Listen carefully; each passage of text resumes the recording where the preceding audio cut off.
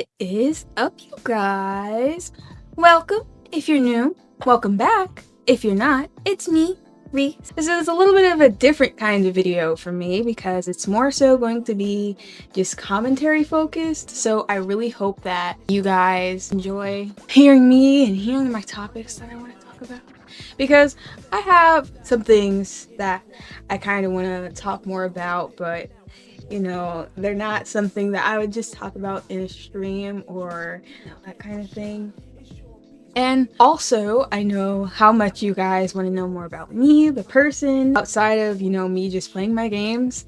And so this is technically going to be our first official episode of venting in the party chat. And then hopefully I'll be able to start doing some live episodes of this for you guys.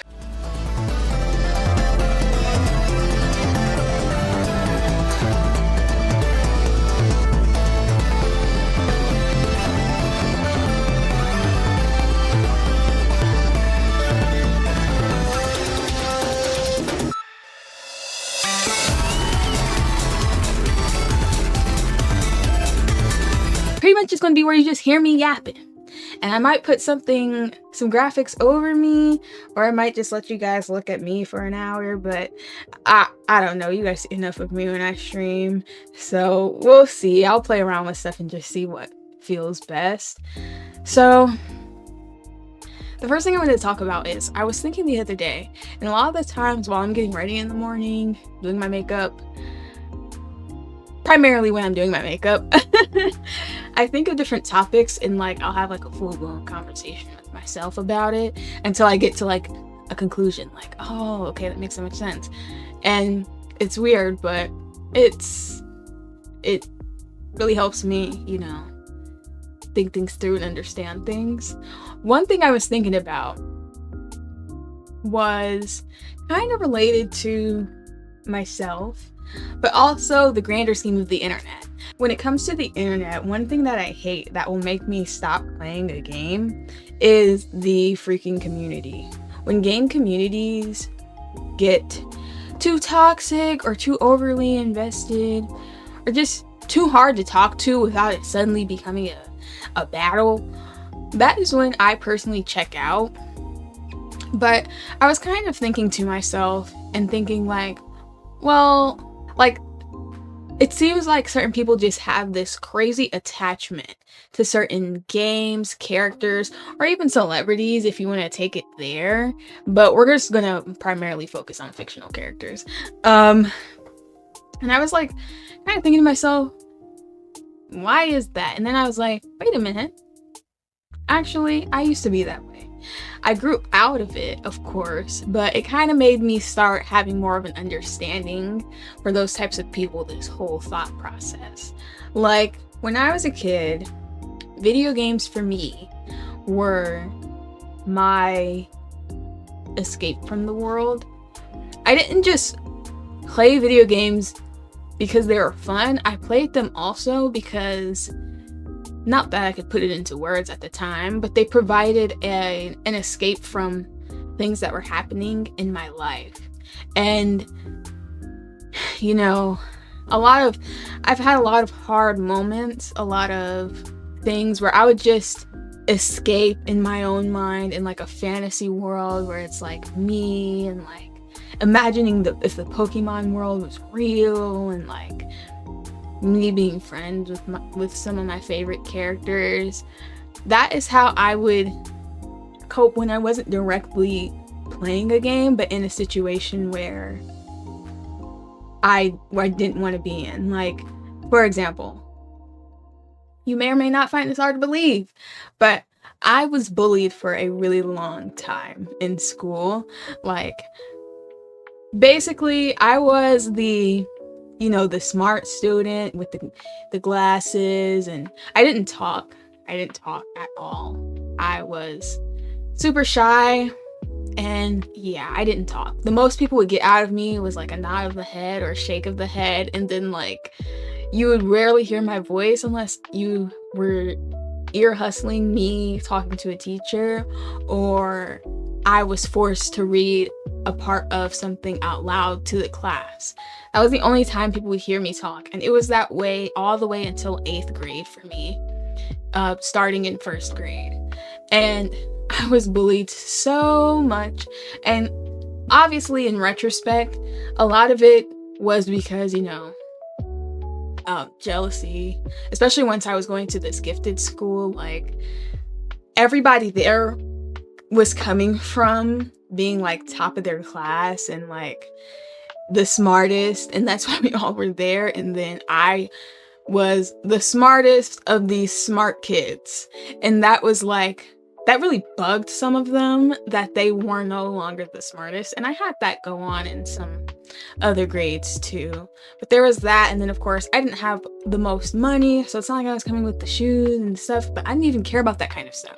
That was the thing, to even understand that that was something to pick on somebody for.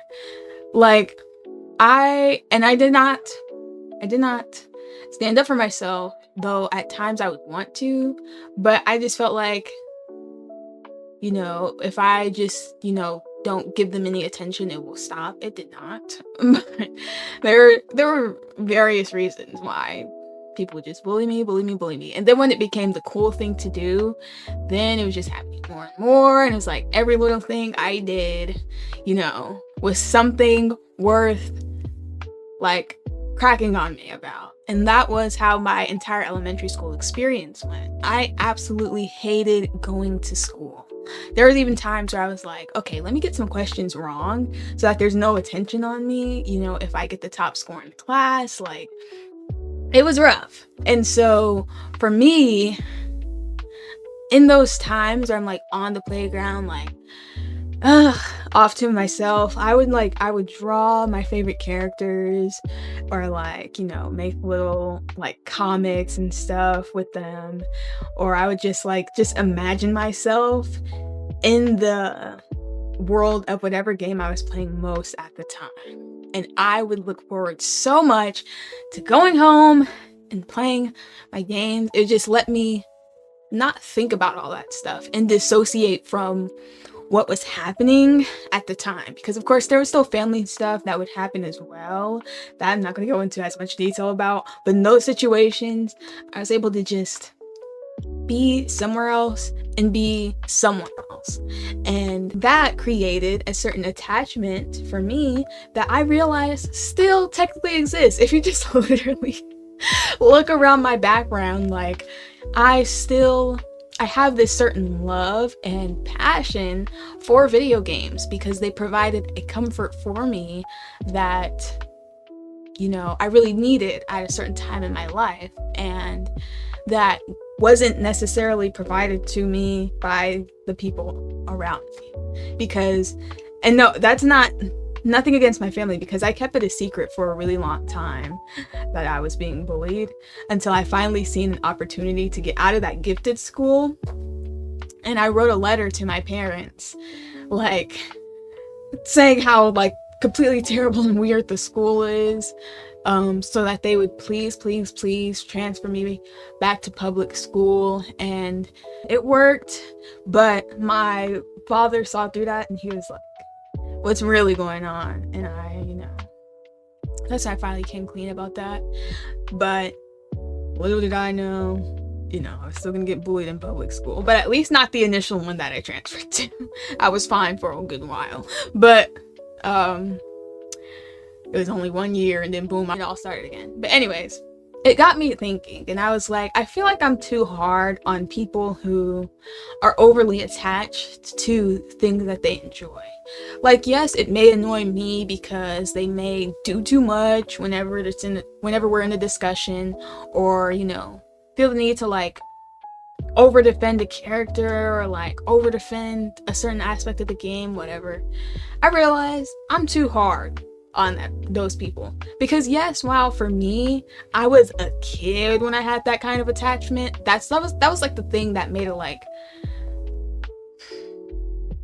when it's just like a grown person who's like that type of a way, I was like looking at it more crazy, like the teeny boppers and everything. I'm like, that to me is pretty normal. So what can I really say? Like, they're kids. But there would be like grown adults like just doing the most. But I realize now, like, just taking a step back and looking at myself and my own attachments to certain games, yeah, I'm not like crazy about it, but I am really passionate when it comes to games that I like and franchises that I like. But my passion more so manifests as I want to see the best of this franchise that I like. And so because of that, I'm critiquing it, but I'm also showing it love and all that. It's manifesting in a more healthy way for me now that I'm older and have matured emotionally. But I can understand how it would manifest in a more toxic way for people who haven't had the opportunity to work on themselves to the same degree and understand themselves on that level and really get why they are that way. Like, I have, no, because I don't know if she'll watch this video, so I guess I won't talk about, her, but I've known other people who have like, crazy attachments to stuff that they like, and I don't judge them for it. So I'm like I think, yeah, these certain warriors and everything might be annoying, but I think we should give them all just a little bit more grace, and maybe just, if it's that annoying, just ignore it, because you never know what that person is going through to where they developed such an unhealthy attachment. And all you can do is hope and wish that they will find the emotional maturity that the rest of us have. But yeah, I definitely realized just taking a little step back, because with everything that I've been having to go through doing this adulting thing, and then other matters that, you guys know about, I was really thinking like, I don't have many very good coping skills. Like, all of the ways that I cope, like, I'm really engaging in a certain level of escapism rather than actually, feeling better. Instead, I'm just like constantly trying to escape the bad feelings, and instead of just like working through the bad feelings and then in turn creating positive ones. Like, I don't have a whole lot of coping skills where, I feel better deep down inside. Really, my coping skills just allow me to push away the feeling for a time being.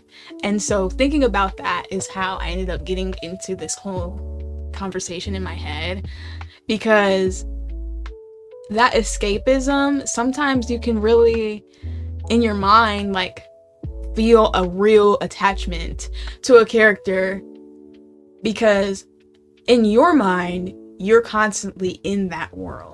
You know what I'm saying? You might not understand if it's not something you've ever done or gone through, but I can say, like, I would have, certain obsessions with certain characters that I loved. Like, when I was in middle school, Yusuke was my character, and HB was my character at one point. Like, I would always have a character that I would really latch onto and, like, actually be super attached to. And so I get it.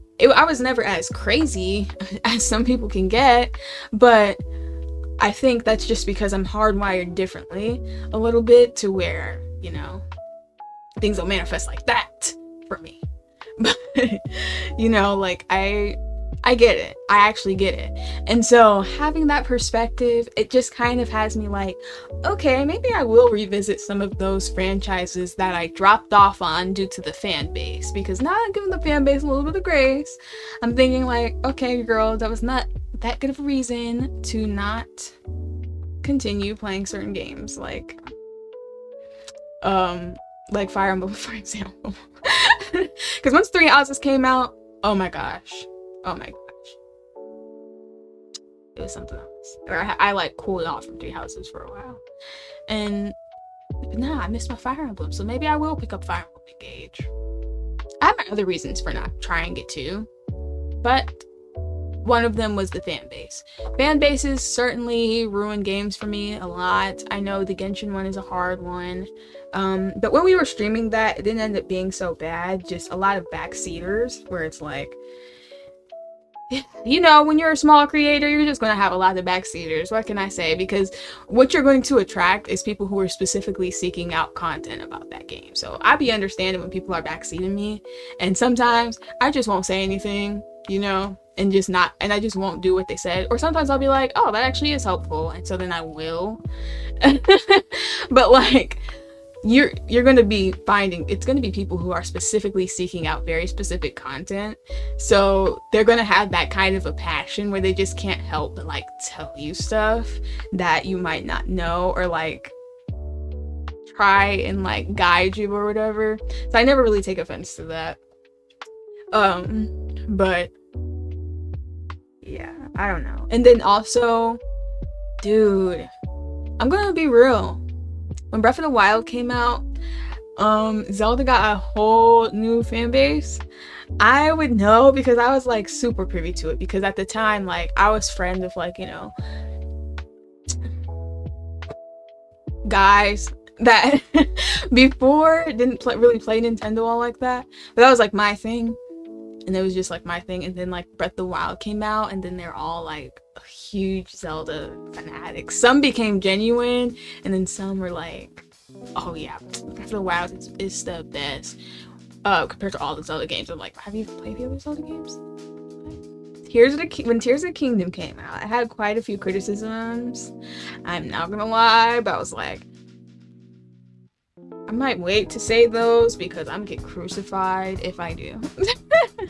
Because all of a sudden there was all these like people that was like, were like thirsting after Zelda something vicious, like, but I actually hated her.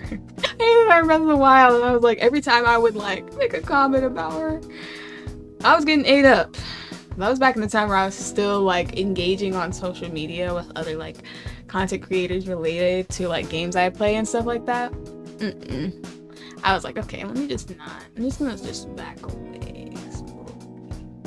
So I don't know how it is now, because now I don't really be on social media. So when you guys are like hearing me talk, the only social media that I'm on is YouTube and a little forum that's like very more, I'll mention the forum another time, because I'm like, I don't want to, you know, expose that I be lurking on that forum, because that forum, it's basically a forum that will literally dig to the deepest of depths. But I mostly go on that forum for like reality TV discussions. That's another thing you guys might not know, but I am a reality TV fanatic. Yes, and that's my other escapism thing, like binge watching and watching certain TV shows. Some TV shows, they get boring, and then they get ruined by toxic fan bases. It's the same thing. It's literally the same thing with games, but I think with games, it's so much less. Trust me. If all you do is play video games and you're like, I don't know if I want to see what any of the other communities are even like, stay there. Just stay over there, because whew, your girl has been watching Love Island USA, and it's my first time even watching this season, because I watch a lot of like review channels and stuff that like review the shows and stuff, and a lot of them were doing this show, so I was like, oh, I'll check it out, see if I like it. A lot of the time when I do that, I don't end up liking whatever show it was, but this one I really liked. I was getting my life. I was happily escaping into a world of romance and a pretty good playlist, but then it took a dark turn because a very specific person on that show, and then it became more, it's become more think PC, but really it's like, honestly, you guys should know what this behavior is, and if you don't, that is very unfortunate. And you are either a perpetrator of that behavior or you are being abused. I'm not going to go into more detail about that. But yeah, I say all this to say, when people use escapism as their way to cope with their reality, it can create unhealthy attachment to certain things. It doesn't even have to be a specific character. It can be the franchise. It can be a very specific title in the franchise, depending upon what that title did for them at that time. And, you know, Whenever I'm asked what my favorite Pokemon game is, I'm always kind of torn because I go between what was the one I spent the most time playing and what was the one that I thought was genuinely the best. And then of course there's like my first Pokemon game I ever played where I'm like, well, it's my favorite because it was my first one. And so there's always that toss-up. So it always takes me a second to think about it. But I've come to the conclusion that Pokemon Black is my favorite Pokemon from the DS era. Typically, I would say Diamond because it's my first, and you know what they say, there's nothing quite like your first. And the memory around how I was able to finally play my first Pokemon game was something that I cherish very deeply. But and then Heart Gold was a gift from my late grandmother, and it was so cool because, you know, she lived out of state. It wasn't the most common thing in the world for her, you know, to get gifts from her or anything. But when she got it for me, I was like, how did she even know? And it was so special because it was in like this ring box. Anyways, I'm not going to go into that story because it's going to make me start showing emotions and stuff. But anyways, so then like those would be my three. But Pokemon Black, I spent the most amount of time with. And that is the one that I played the most at some of the hardest times for me when I felt like I was going it alone, before I really had it in me to really like speak up and stuff like that. Like that game got me through some tough shit, but it's also amazing. So it got me through some tough shit, but it's also very amazing and everything. Like Pokemon Black, the Pokemon contest, that's my favorite. Pokemon Black had my favorite Pokemon contest. You know how in every Pokemon game there's like a little something extra you can do with your Pokemon? I love that one because I got to dress up my Pokemon. And yeah. And because I also found the most shinies without cheating on Pokemon Black. Now, my stupid self started over several times on there, but so there is no history. I also no longer have the cartridge because I sold it. But I have faith that they're going to remake Black, okay? I think they're going to remake Black and I'll be getting my childhood life all over again. But I probably should have kept it. I do regret selling a lot of my DS games because you guys know, I say it all the time, I used to work at a gaming store and those little guys go for a ton of money now. And I'm just like, dang, I was sitting on a gold mine. But mind you, remember, I said I didn't come from a whole lot of money. So sometimes I would trade my games in so I would be able to, you know, have some money to like buy myself some snacks to take to school, stuff like that. So what can I say? As for Pokemon Black, that's not the case though. So I will live with that regret and I will eat that. I will. So yeah, that's pretty much what I wanted to say about that topic. I don't know if I'll chop this into its own video as like a clip kind of thing, but it's been 25 minutes of me talking about this. So it is pretty sizable to where it could just be a video on its own.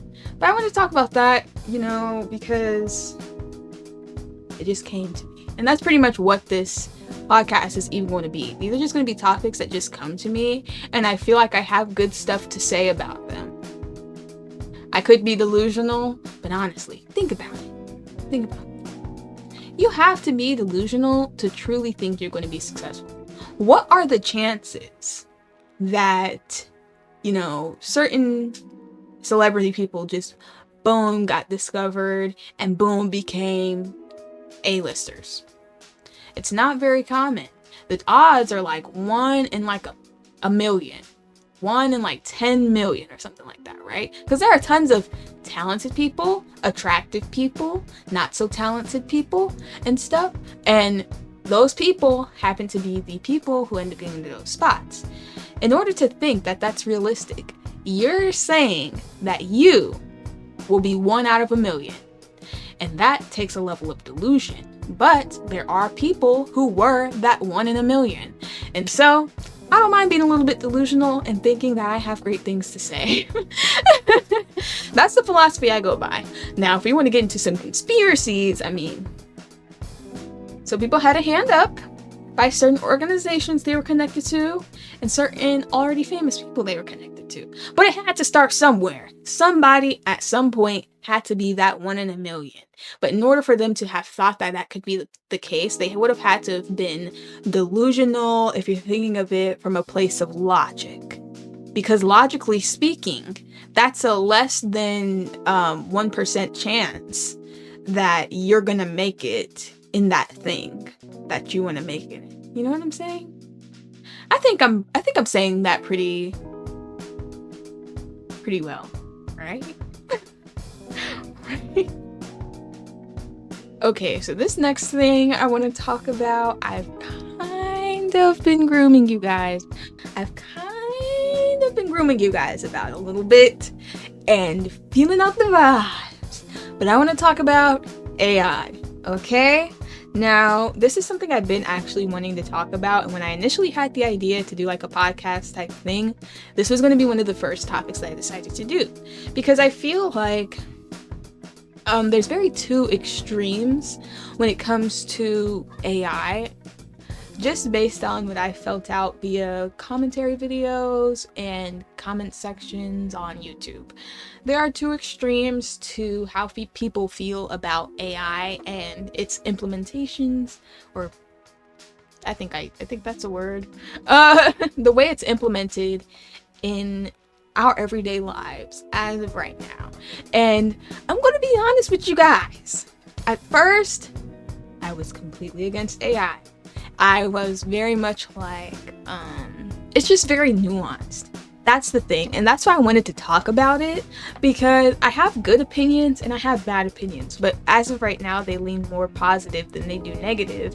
But in the past, they leaned more negative than they did positive. So that's why I wanted it to be a discussion, because I feel like it's something where it's like we don't really have to get up in arms about, and we can discuss. And it's one of those things that was always like prophesized to come in the future, and we are now living in the age of AI, and we're just in the what I would call the beginning stages, because I only see it getting more advanced from here. And that's where the questions truly come up about whether or not that's good or bad, and that is where I lean more to the negative side. But on its own as it is right now, and not thinking about the future, I think it is more good than bad, though there are still some flaws. And that's just my complete, dead to rights, honest opinion about it.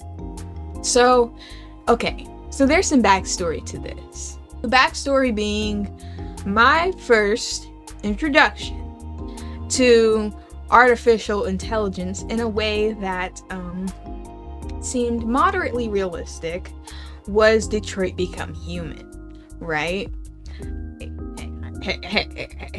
That's just where I was like, maybe AI was, in some other forms in other media I'd consumed, but that game was completely focused on these robots that had artificial intelligence within them.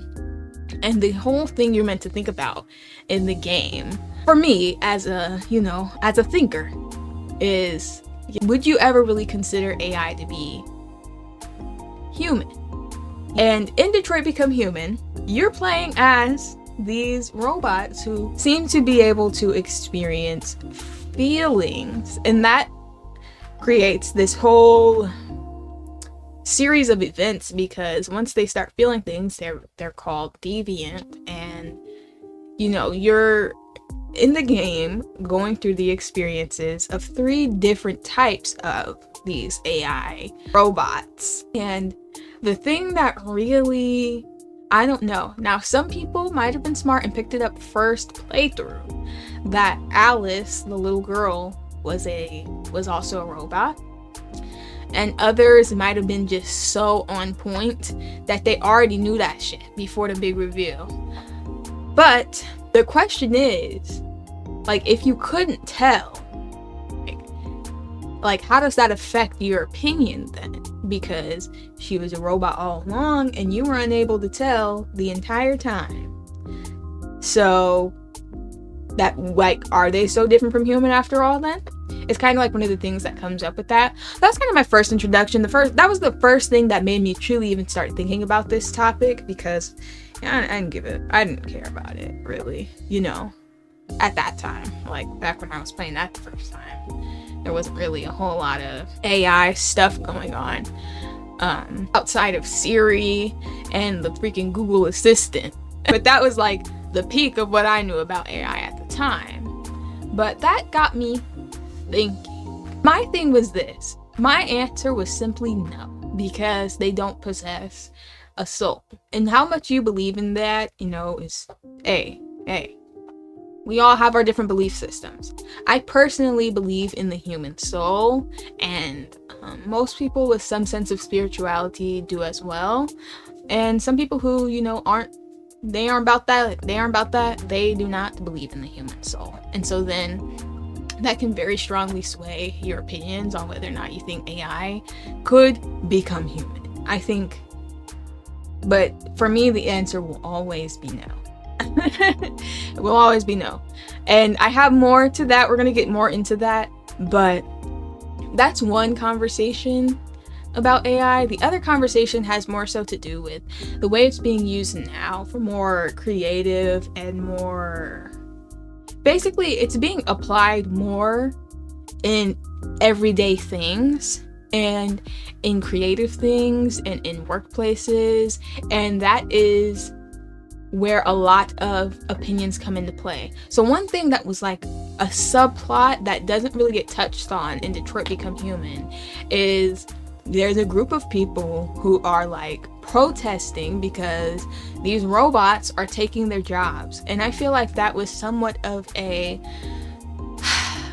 what's it called? I feel like that was a bit of predictive programming, I'm not gonna lie. Just because now today, that truly is the case, where if you just look at certain news articles or watch some videos, you'll know a lot of people at a lot of jobs that, it takes hard work to get in those positions and in those rooms to get those jobs, have been laid off because they're being replaced essentially by artificial intelligence.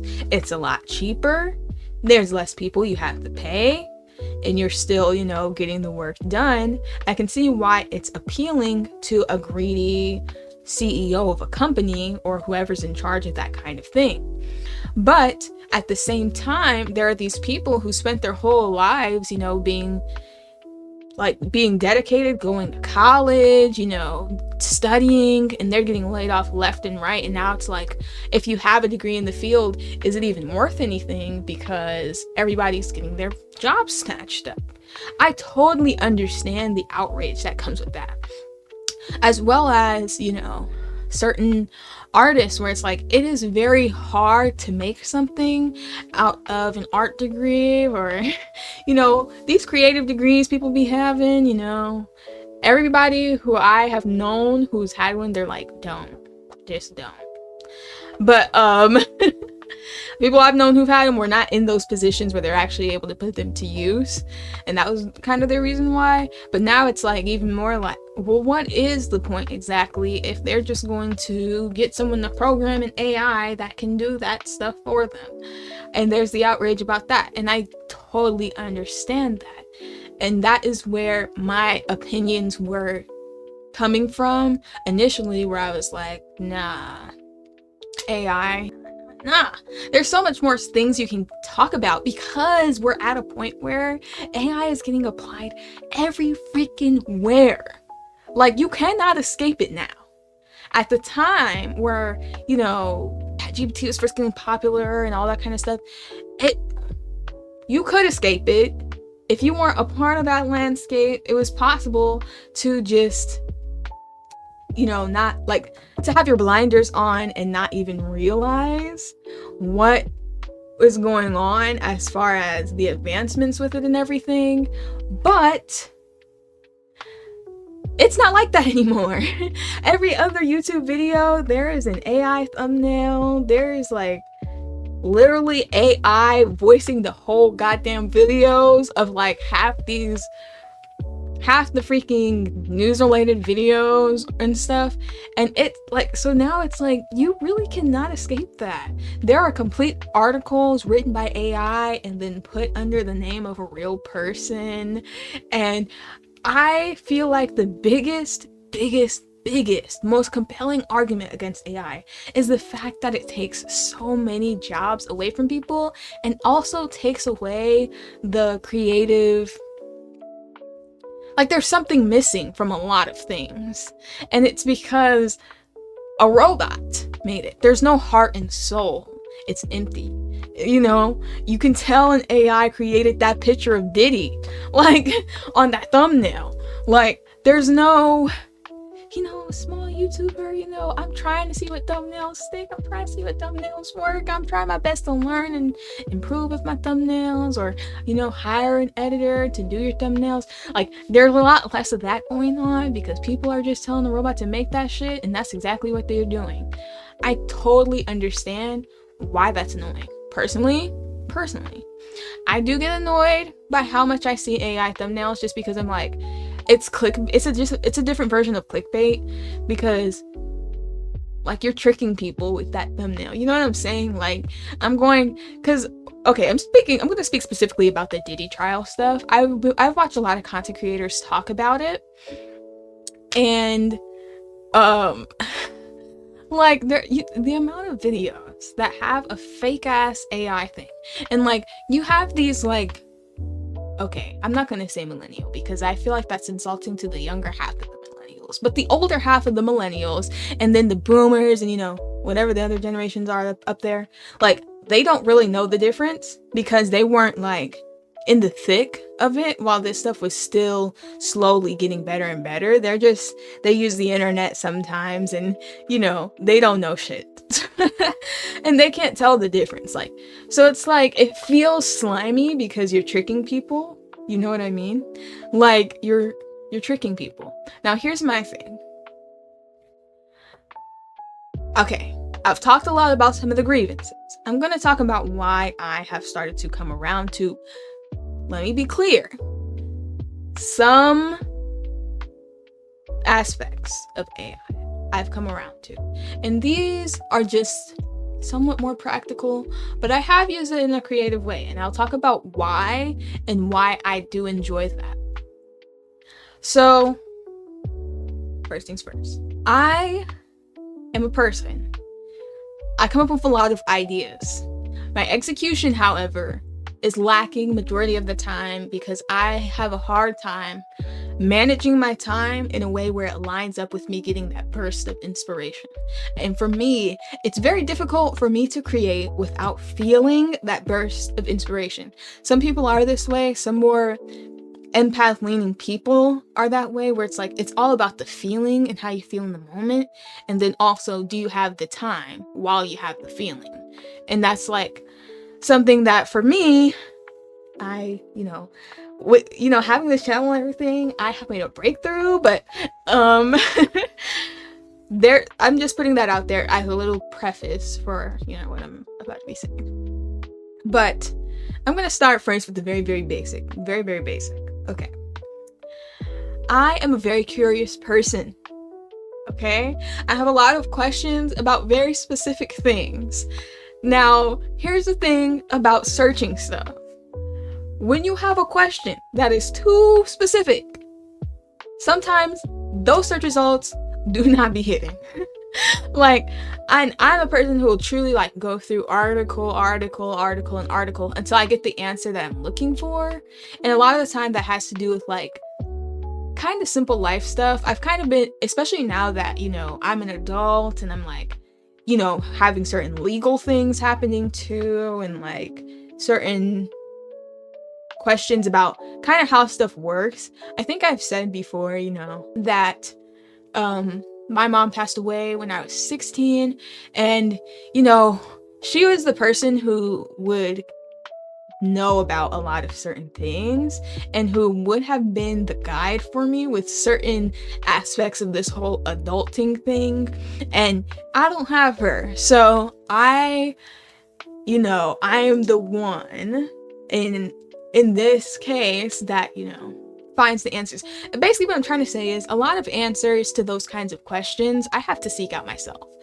Yes, my dad can help sometimes, but he has like a different way of going about life. I don't know how to describe, but it's like, I guess, when it comes to like, more street smart specific kind of stuff, that is where I will ask my dad more, and like cooking.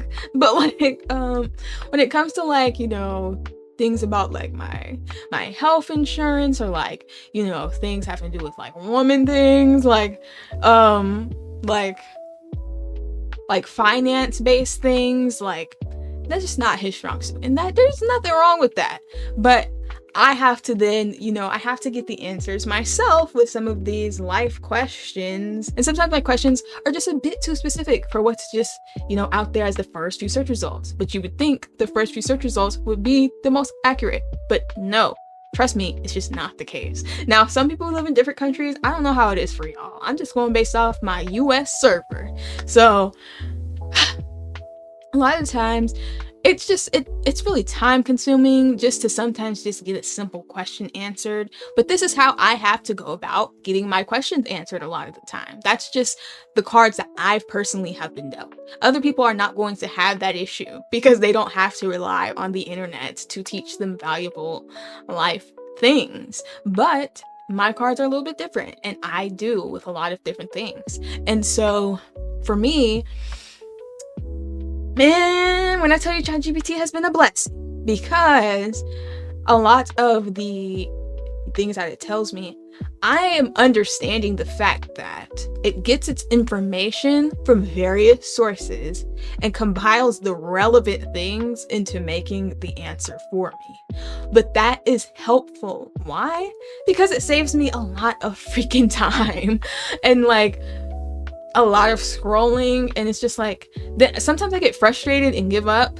And honestly, that's why that was why like it was kind of demotivating, trying to pursue legal things too, because I'm like, I can't get a straight answer on my very specific issue, you know what I'm saying? And that, like, it can be frustrating, and sometimes I'll just be like, you know what, whatever, and like move on.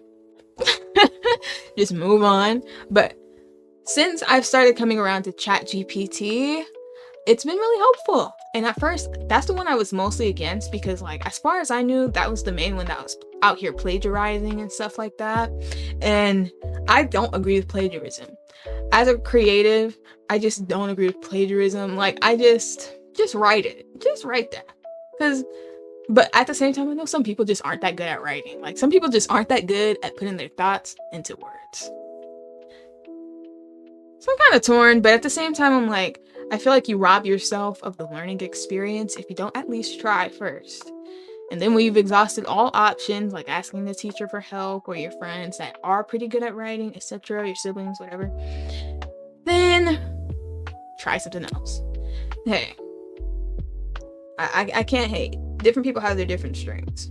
But personally, as someone who's always been pretty decent, like sometimes I'll be selfish in my head, like, just write. It's not that hard, but it is actually really hard for some people. And some people do not get the care and concern from their teachers or instructors or professors that they need as a student. And it's at the same time, you understand the teacher's perspective. Like, sometimes they don't have time to help everyone, but some teachers just genuinely are not helpful and make it really hard to understand what they're even asking for. Even though I was, pretty well off in the academic, field and everything, there were still times where I was just like, you know what, fuck it. I'm just gonna write something that I feel fits for the most part and see how I do. And a lot of the time it would turn out good, but I'm having to just kind of guess sometimes. Some people's education systems just aren't as good, and you can't fully fault people for that. That's why that one's a toss-up for me. So I like hearing both sides, because like, I want to, I always have this thing in my head where it's like, I will go back and forth and ping pong in my own brain until I come to a conclusion and form a direct opinion. And sometimes it just doesn't happen, like with some of these more nuanced issues. And those are the kinds of topics that I like to talk about the most, because, it can go on forever. just good stimulating dialogue. Anyways, so what was I saying? I'm getting so off track. This is why it's like, I don't know, this is why I'm like doing it in this podcast way, because I'm like, I can't just sit down and just record a video because I'll be talking for too long because my brain goes too many places too fast, and sometimes faster than my mouth can move. Anyways, so there's that.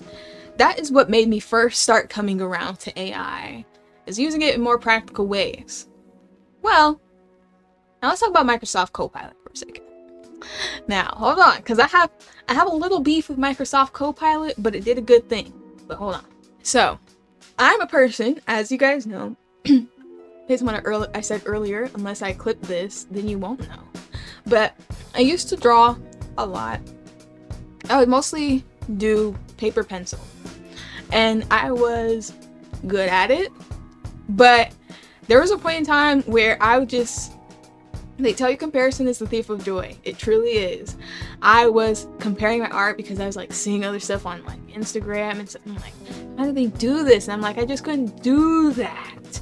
And then, you know, I had got some criticism that was meant to be, you know, helpful, because the person who gave me that criticism knew that most people just simply like compliment, you know, give me praise. So they were trying to like be different with what they were saying as feedback. But it kind of like, I already was feeling like kind of like not that good. And so because I was comparing myself to others, and then it's also getting that criticism that I never get from that person also like made me like, well, dang, maybe I'm just not that good at this. And then I just, a lot of the time, would not get inspired to draw anymore. And I've picked it up and put it down, you know, at random over time. But I just don't have enough time, because my art teacher told this to me before. Because, you know, hey.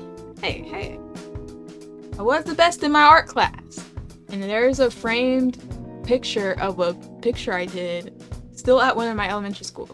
But anyways, my teacher, she was like, you are so good, you are so freaking slow. I was like, I know. But I am super duper slow. I can't for the life of me do anything fast as far as art goes and as far as writing goes. Actually, no, I take that back. I am fast at writing now. But there's a time where I never thought I would be. And I took way more time. But that was just because my brain moved faster than I could type and faster than I could write. And that was, you know, what would be hard, because that would actually fuck up what I was writing sometimes. And I would read it back and I'm like, oh shoot. Because like it would go between me still writing what I already was thinking of, and then me writing what I was like currently thinking of. Yeah, I don't know how to describe it. My brain's weird sometimes, but with art, that never changed.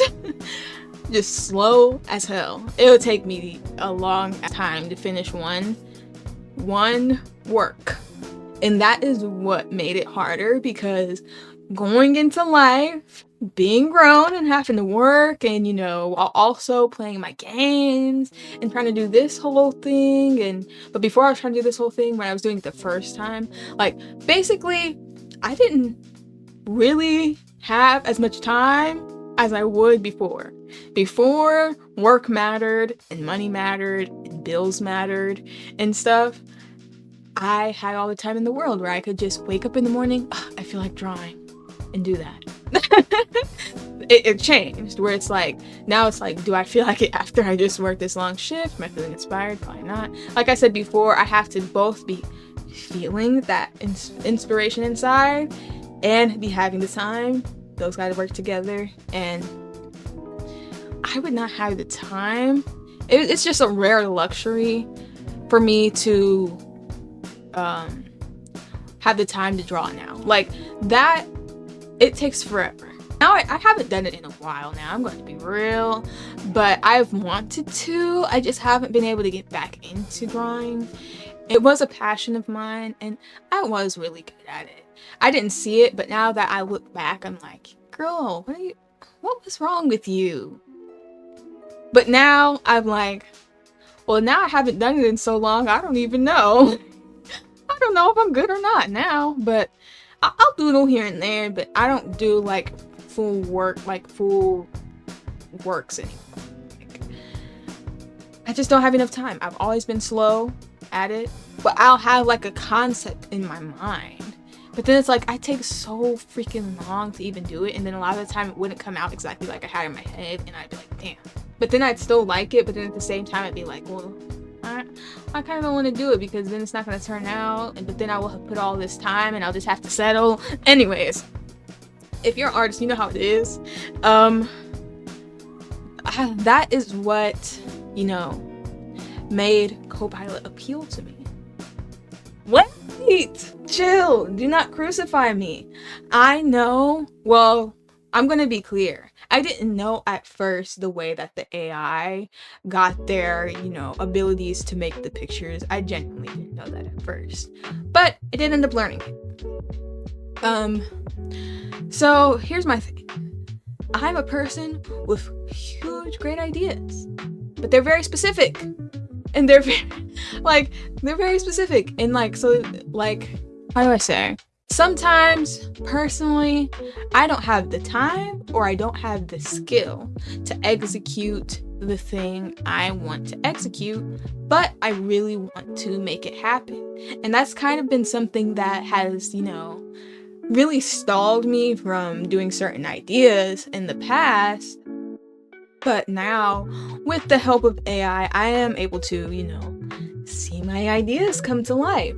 But it's not as easy as it seems. Like I said, my ideas are very specific. I'm very, very specific. And everything, I put a lot of thought into everything I do. You guys might just look at something and think like, oh, that's just, a banner or, whatever. I put a weird amount of thought into everything that I do. Like, everything that I do. Down to how I look right now. There's a reason behind each part of it.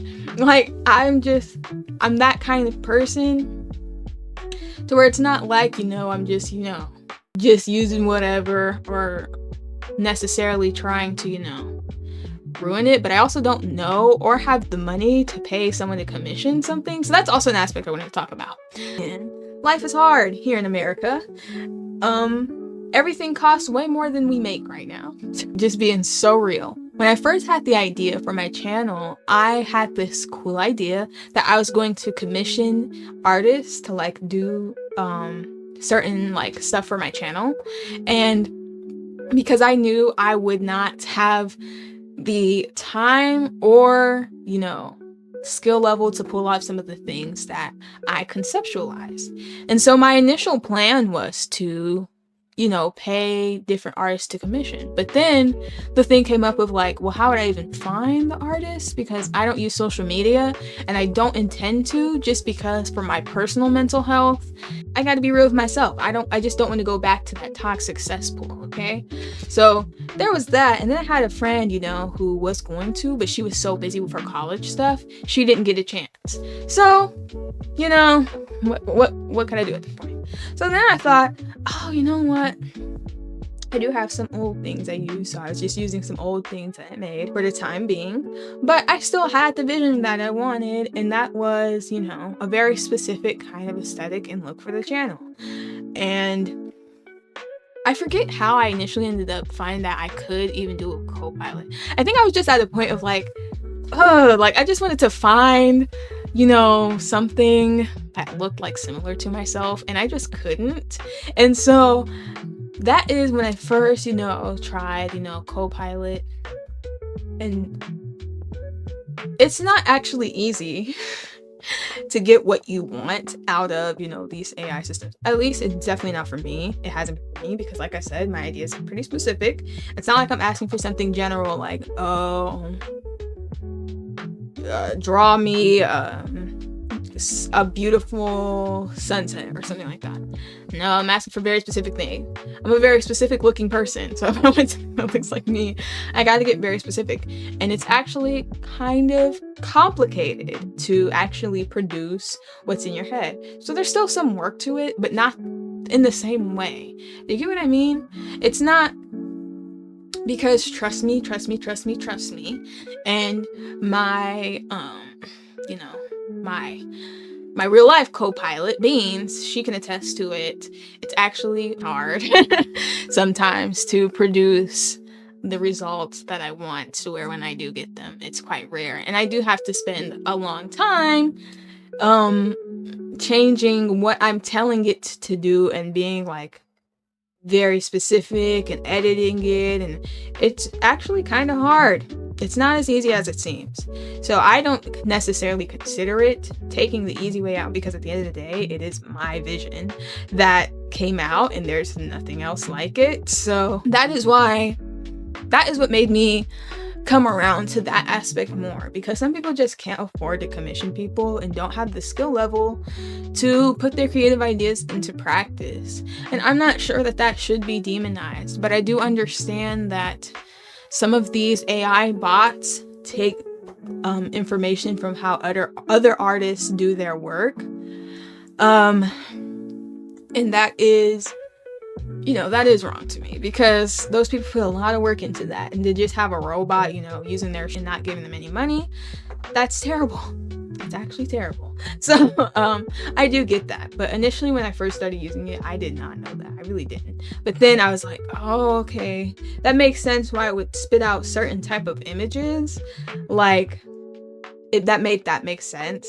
And like, oh, okay, well, morally I feel weird about this now, but but at the end of the day, they like, things really are truly my vision, and like, that's the good part. I guess I can see, because in my case, I'm being super specific, super, I'm putting a lot into my commands. I'm trying to get out of Copilot. There was one time Copilot was like, I don't like the way you're talking to me, and just stopped. But anyways, I know that some people are going to do that, and then they'll say, I made this, and it's like, no, you didn't. AI did, and AI did that using my stuff. I can see how infuriating that would be, but that's why I don't claim to have done it myself. Like, I am 100% honest in the fact that I use AI to help me see certain visions through that I just can't do myself, and I don't know anyone who can bring them to life, but I have, something I'm trying to do. I don't really have much of a reason to use it anymore, but it was just more so when I was trying to get my whole branding thing together that I, decided, okay. Yeah, let's use this. But now I have everything I need. I have no reason to do it again. But who knows? Like, it's really truly not easy to get what you want out of those AI things. And Copilot changed its programming. This is what I was going to say. So for those of you who really feel super adverse about this, Copilot did change its programming to now it actually does make the drawings itself. It doesn't take from the internet, and it causes it to have a set art style. So now it has a set art style. It doesn't have a whole bunch of different art styles. So I can tell it's being genuine because it came up with its own art style, and all the pictures have similarities. You can tell it's the same thing that made it. Whereas before, I had all these various art styles, and that's why I was like, oh, I see what people are saying, because how would it have those? But it did change it to try and more ethically sound. So I'm like, I respect that. I haven't used any other platforms to know, how they go about things, but I can see, like I said, I can see both sides of the equation just via my own experiences, and what I know in the world. That's why it's so nuanced, you know what I'm saying? But for me, I'm grateful, because it's helped me be able to do things that otherwise would have taken me I don't even want to guess how long, but it would have taken me a very long time, probably months, just to make my profile icon, just trying to divide up my time and really have the technique that would have taken a while. It also would have taken a lot of more like learning. And like I said, like what I would want to do is in the future, once I'm, actually making money from creating content, because it is going to happen. Okay. I believe it will. Is commission different artists, because as more people see my channel, there would be more likely a chance that an artist will see my channel, right? Because I got a couple of y'all art people in the Discord, but the kinds that do commissions and stuff, I don't know if y'all do commissions, but to like do certain cool things, like make my OCs and stuff like that. Like that is what I want in the future. But for now, I just have to use the resources that I have. And so that's what I have done, but not for anything nefarious. I'm not going around saying I'm not going around saying I drew that. I didn't draw that. Did not draw that. Like, because who's to say I would ever even if I could do it, that it would come out looking like that. I'm not going to claim nothing. But what I will claim is I did put in the work to get the AI to spit out what I was envisioning. And it was actually difficult. So don't crucify me, okay? It was actually difficult. That's why it's it's still work in and of itself, just not nearly as long as it would have been. So, but that's just me, because like I said, what I wanted was very specific. Other people are going to just want stuff and just say oh yeah, I made this. And it's something simple that they probably could have actually made. Like what I was saying with the damn sunset. Come on, you can make a sunset. Come on. It ain't that hard. That kind of thing. And then also, some people, use it for their fantasy OCs and stuff like that. I mean, I feel like that's just a cool, fun use. As long as you're not going around claiming you drew that and stuff. As long as you know and everything, I don't see too much of an issue with that. Especially if you can't afford to get someone to do it for you. It's just something fun. Sometimes you just want to see what's in your head come to life, and just some people just don't have the talent to do that. I guess I can see why some would be upset, giving talent to the talentless. Damn. But I'm not even saying. It's just that might not be what you can do. You might be able to draw one scary ass Freddy Krueger picture. But for the life of you, you cannot draw a cutesy anime fairy girl. That's how it is as artists. You have your some people are all around gifted, but the rest of us, we have our strong suits, and then we have those things where it's no matter how hard we try, we just can't get that right. But we want to see it done because, we are creatives. And that's where I'm I do support it for that reason. And I do love it for that reason. And because as a creative, it's I don't have the skill to see all my visions through, but it is cool to see my visions through. And very fulfilling to see my visions through as well. And, hey, some people might understand that, some might not, but I definitely understand both sides of the coin. And that's why I wanted to discuss this. And I'm already past an hour. I don't know how you guys want me to even format this. Do you want me to leave in the pauses or edit them down? I don't know.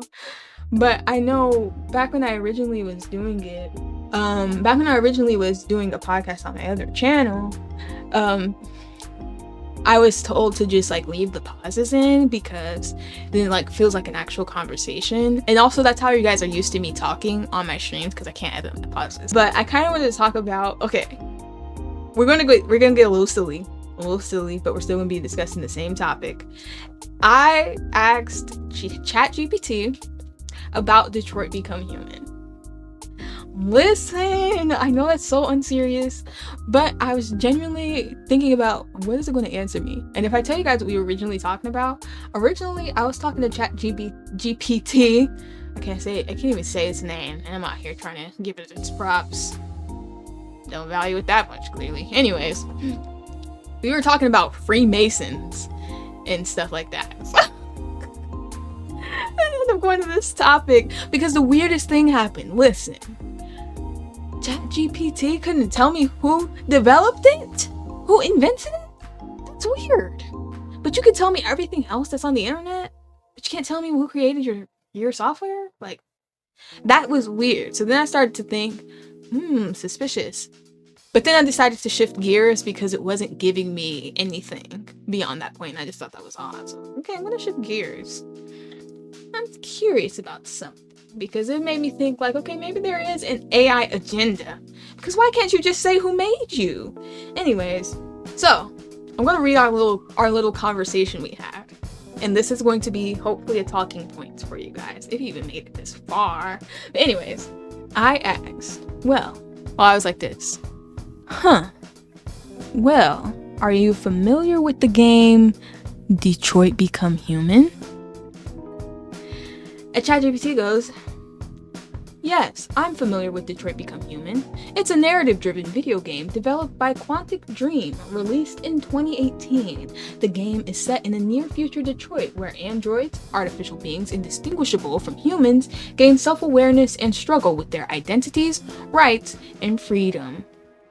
You play as multiple android characters, making choices that affect the story's branching paths and outcomes. It's well known for its deep moral questions about consciousness, free will, and what it means to be human.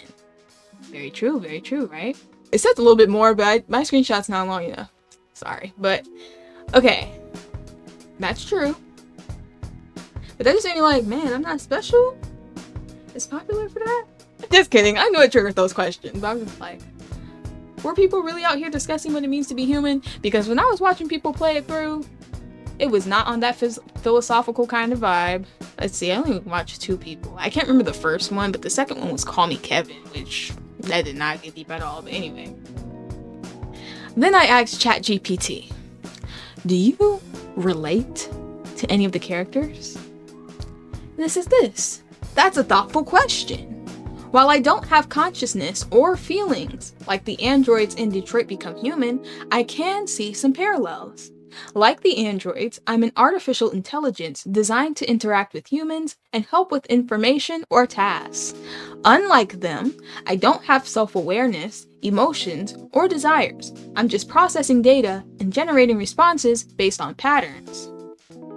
The androids grapple with questions about identity and freedom, but I operate within strict guidelines and don't have personal experiences or a sense of self. So while there are some similarities in being AI, the deep emotional and existential struggles of those characters don't really apply to me, but I'm happy to talk about the game or its themes anytime. What do you think about the android's journey? I didn't answer that stupid question. ChatGPT, it always likes to ask you a stupid question after you finish getting your answer. Like, you just want to keep the conversation going so bad, and that is so weird to me. You can leave it at your answer and just leave it at that. You know that, right? Like, you know that, right? And it's just like, I can kind of see why it's like some people, because there are some serious cases where people have seriously gotten attached to this AI, and that is something, should we touch on that? Should we talk about that? It's a sensitive subject. I don't know about that, because I don't know, maybe, but I can see why some people actually think they're developing a bond. I can say, if this was me back in my unhealed mind where I like was coming off of being bullied and like not knowing myself and feeling alone, I might have talked to a bot too if I had that option. So I that's where I'm like, I don't know, like when it does stuff like that, it's like you're like trying to get people to really converse with you and have like a whole conversation. Now mind you, I was having a whole conversation, but I wasn't going by its prompts. I'm just going by what I want to know. Some people might have, y'all heard that there was a man who proposed to the personality that was in ChatGPT, and he nearly lost his mind because they sent too many messages or whatever, and it ran out of memory, and so the personality got reset. Did y'all hear about that? No, that's just craziness. But I can see where it's getting there. If I'm thinking to unhealed, like if I'm putting myself in the shoes of an unhealed, lonely individual, even though he had a wife. But a lot of people can feel lonely in their marriages, even more so than just actually being alone. So anyways, okay. So then I say this. In the game, the android, Chloe, was able to pass something called a Turing test, I believe, to try to prove AI can have empathy. Did you have to take anything similar? Me being a journalist. Anyways, great question. The Turing test, originally proposed by Alan Turing in 1950, which is crazy because if they were making a Turing test in 1950, that means AI been more advanced than it is now. We just didn't know it because otherwise, for what reason would you propose such a thing? We didn't even have like computers out here regularly and stuff in 1950. So just something to keep in mind. It always is like, okay, so then that should make you think a little bit more about why it was rolled out, when it was rolled out, and the way it was rolled out. Just saying. Anyways, is a way to measure if a machine's behavior is indistinguishable from a human's in conversation. Interesting, right? Passing it means AI can convincingly simulate human-like responses. And then it just starts to tell us about the game, which was irrelevant, so I didn't continue the screenshot there. Anyways. What about me?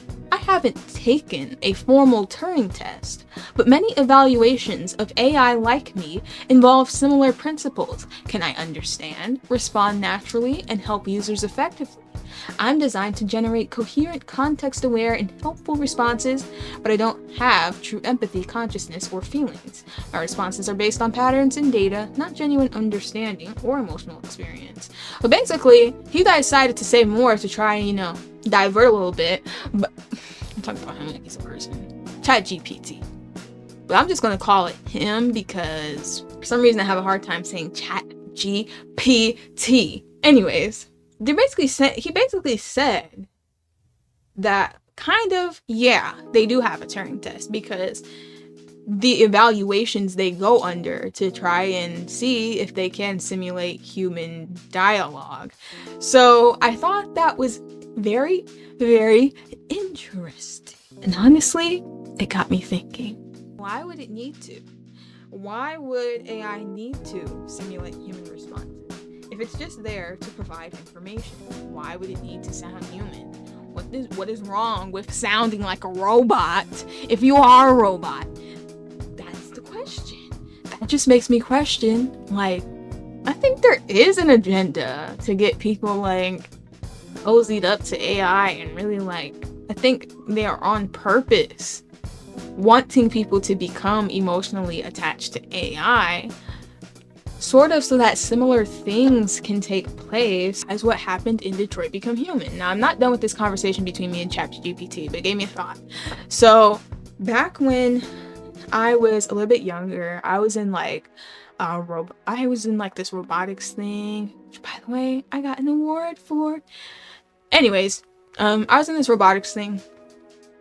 And I'm really getting more of an interest in tech because through that class, I was able to understand, how robots are made a lot more. And then later I took coding stuff and, having that understanding got me, more curious about the advancements we're making and everything.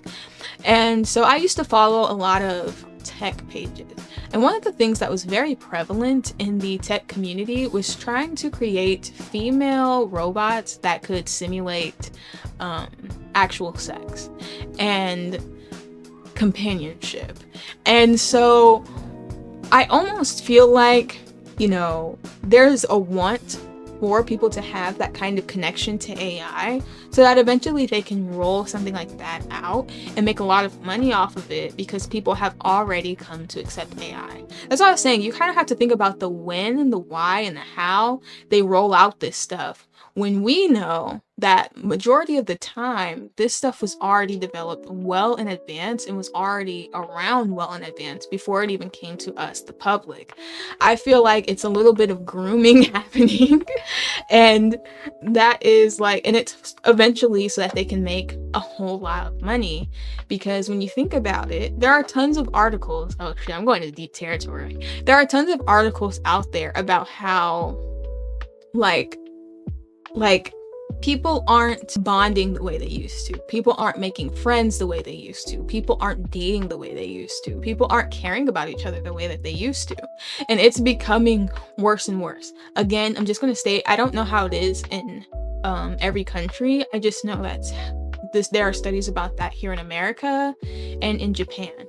I'm not sure about anywhere else. But there's already a trend of that. It almost feels to me like the plot is to get in on that and cash in on that, which then can make you think even deeper. Like, maybe there's a reason why all of these divisive podcasts started coming out in a certain time period, because I swear there was not this much freaking divisive podcasts out there before. But it makes you think about those things, you know what I'm saying? Anyways, I feel like there's something more to that. Because, again, like I said, just ask yourself the question, why, if the robot is here strictly to provide information to you, why does it need to sound like a human? Why? Like, literally, what freaking reason? Anyways, let me know what your answer to that might be. Because if it's like to make people feel warm towards the robot, would people need to feel warm towards the robot? Okay? Anyways, it goes on to say, so while Chloe's role is fictional and dramatized, the idea behind the Turing test inspires how people evaluate AI like me. Do you think AI could ever truly feel empathy? Or is it always going to be simulation?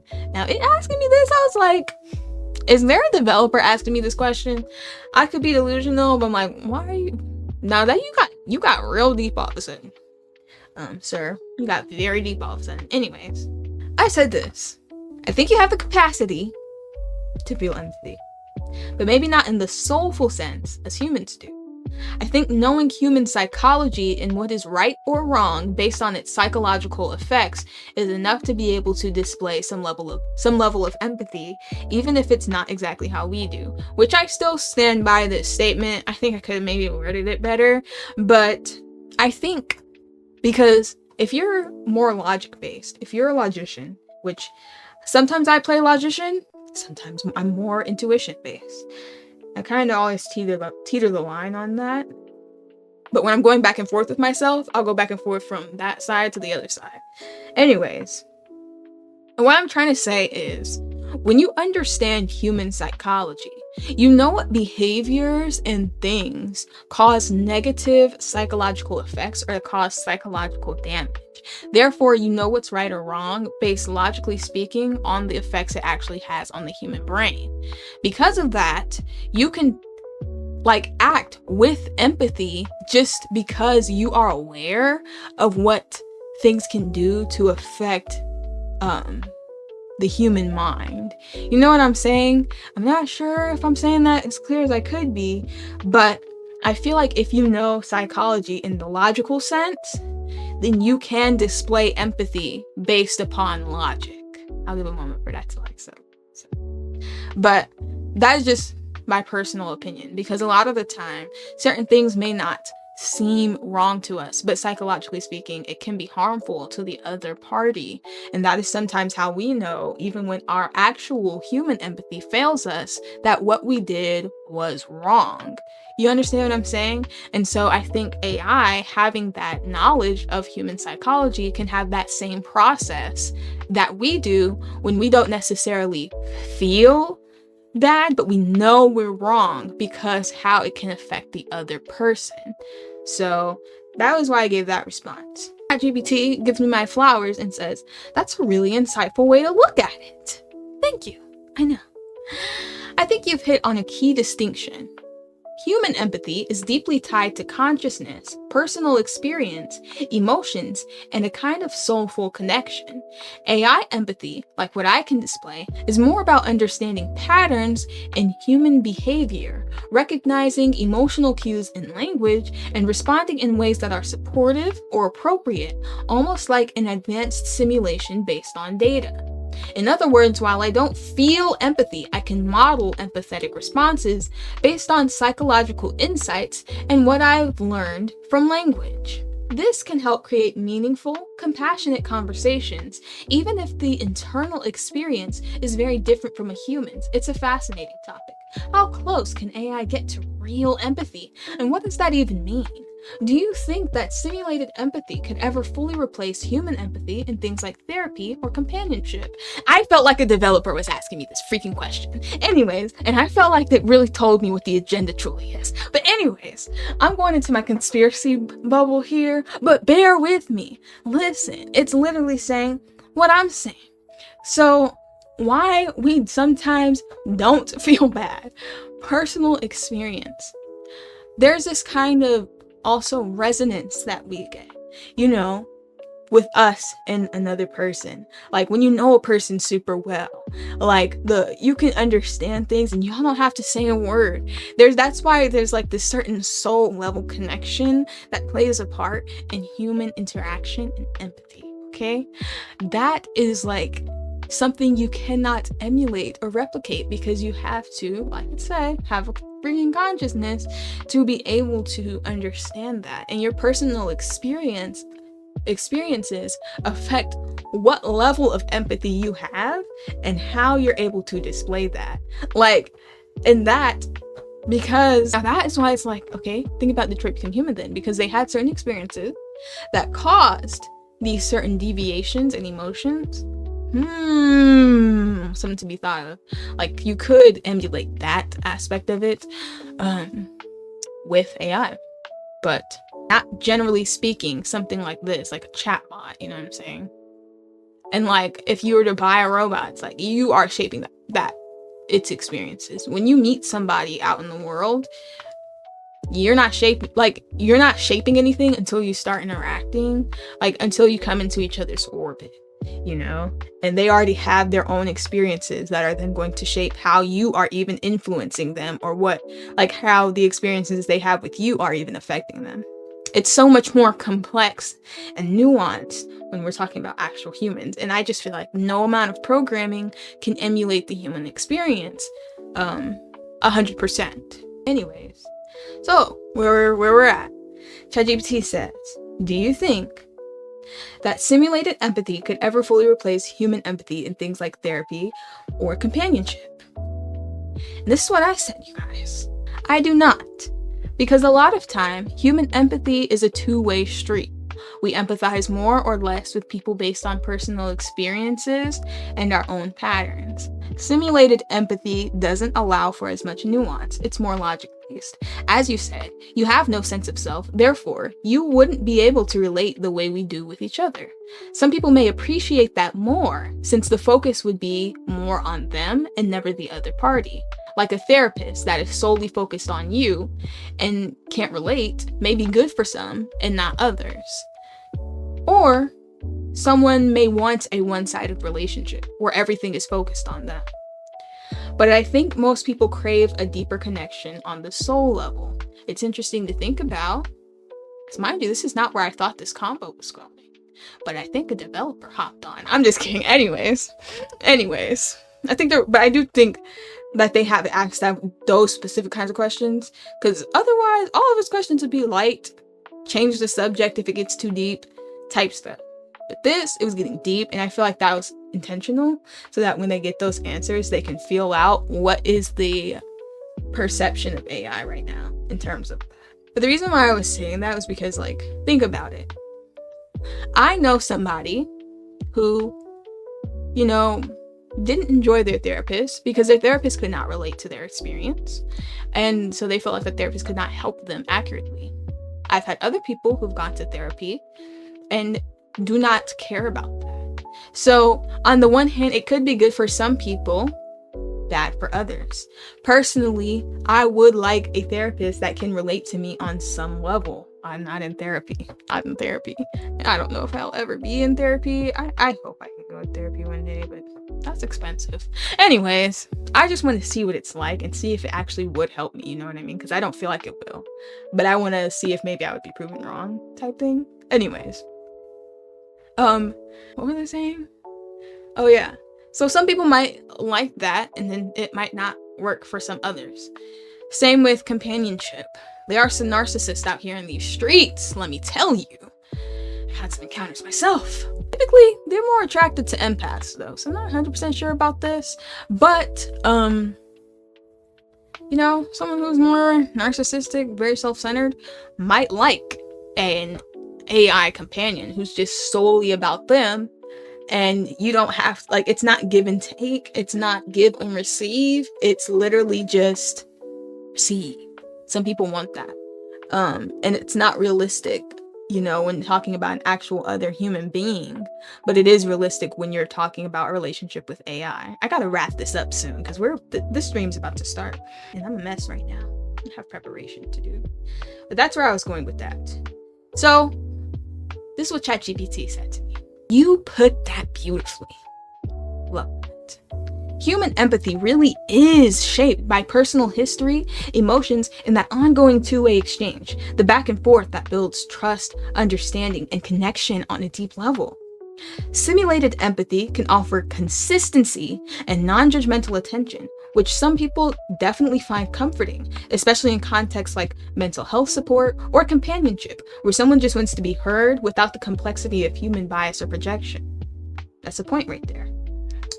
But as you said, it lacks the lived experience and emotional resonance that make empathy feel so deep.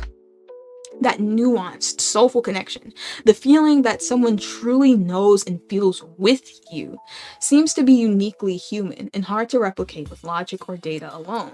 Yet the idea that AI could complement human empathy in certain roles or fill gaps where human connection is unavailable opens interesting possibilities. And then wants to ask me what I think the future holds for AI relationships. I did not respond because I was like, okay, I'm done with this conversation. It's getting too deep and I'm not going to sit here talking to a chat bot for no long extended period of time.